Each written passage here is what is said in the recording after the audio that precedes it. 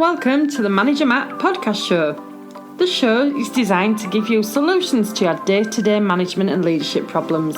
It's hosted by Matthew Haddock, a frontline manager and leader with over 25 years of experience. If you're ready, then let's get on with the show. Hi and welcome to the Manager Matt podcast show. Hope you're all keeping safe and managing through your people to get the results you're judged on. Please, if you could do me a massive favour and rate the Manager Matt show wherever you get your podcasts. It helps others find the cast and hopefully improve their leadership skills.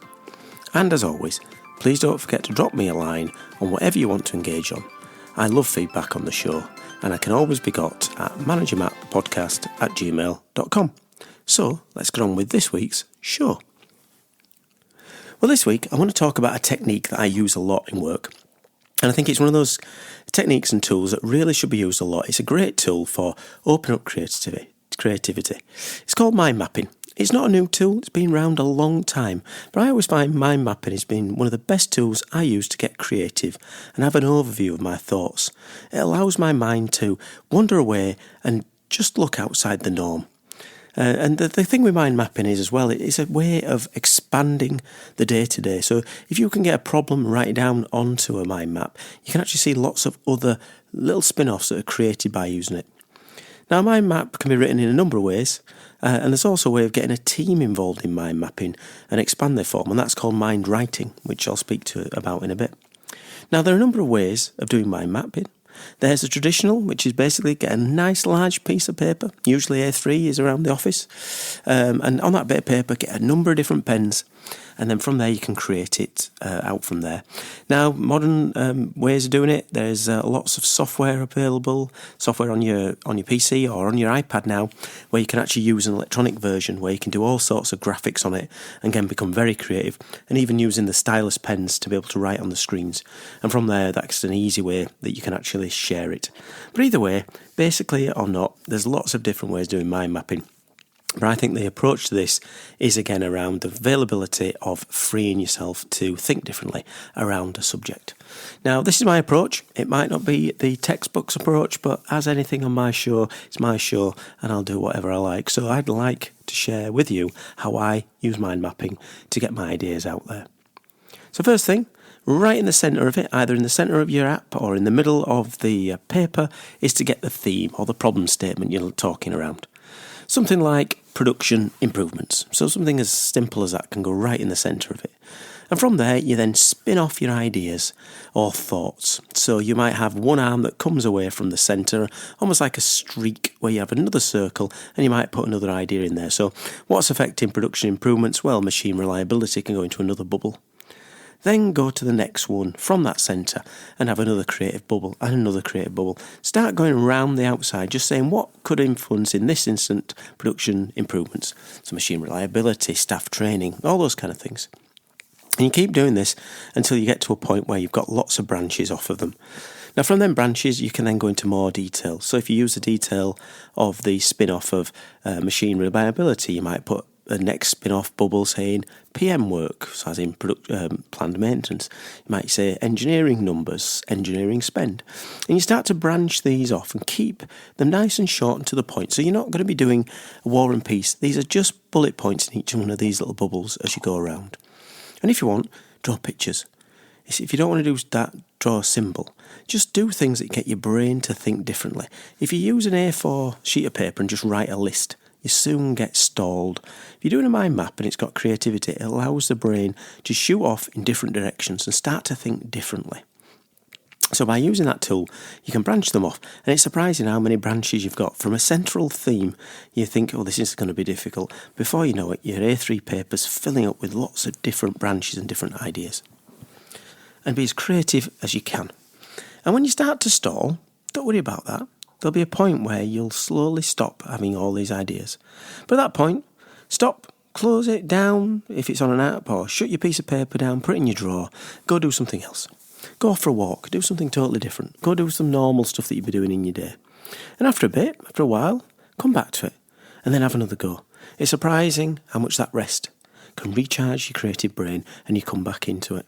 And sometimes when you've had a walk or even driving the car, I've thought to myself, oh, that'll work nicely. So get it down. Then you've got as much as you can on there. You've done your brain map or your brain sort of dump.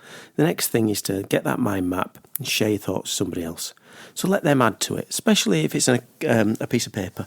Make it collaborative. So get someone together and have a look and let them look at it and use it as almost like a point of reference for them to start filling this in. So if you're back to this idea of improving productivity, you might get your engineering manager in there, your operations manager. This is what I've got. What do you think?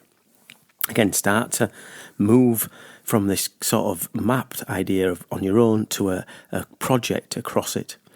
And from there, you can then start to look at some actions from the mind map. So when you've all had a good look at it and you've had a good way of digging through this mind map, you're moving from a creative stage to a more focused action stage. That's when you start to formulate your project plans and your results off them. So if you go back to my example, your central theme was production improvements and you wanted machine reliability. And one of them might have been plan maintenance system. Well, the action would be, what's the planned maintenance look like for this machine? How do we improve it? That becomes a focused action list. From that, you can then start to see results. But you can always backtrack around, come around again, go back to your mind map and see if it's working.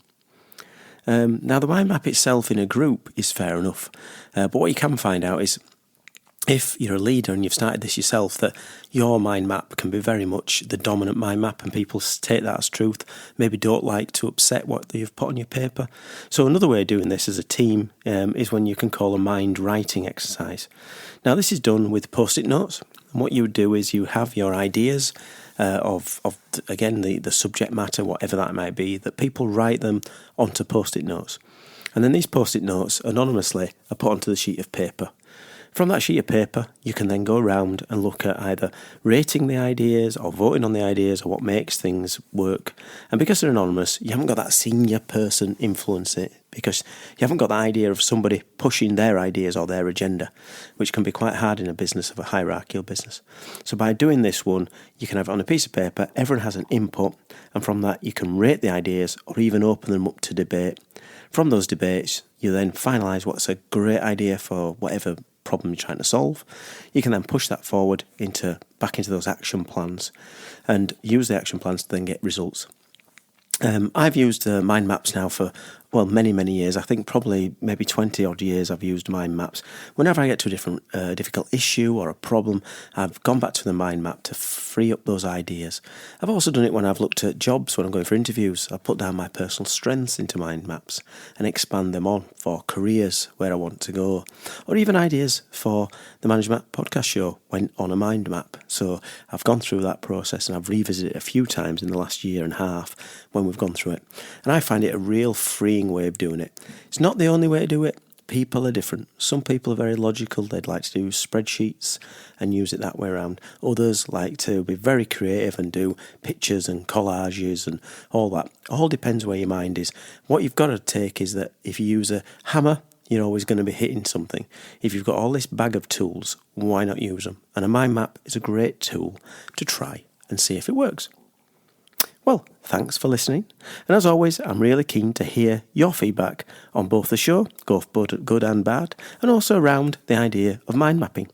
So please, as feedback's a gift, please send it to managermattpodcast@gmail.com. Answer all my own emails and would love to engage on new and old topics.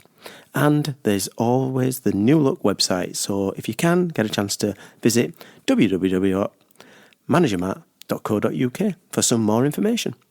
Right, well that's it for Manager Matt this week. Thanks for listening. Goodbye. Thank you so much for listening to this Manager Matt podcast. We hope you found it interesting, helpful and actionable. One last thing, please leave a quick review on iTunes or with your podcast provider, as it helps to spread the word of Manager Matt. If you haven't already done so, please subscribe to the podcast, and if you did like anything in particular, send an email to managermattpodcast@gmail.com or visit managermatt.co.uk for more content. Feedback is a gift, so let's keep giving. See you next week.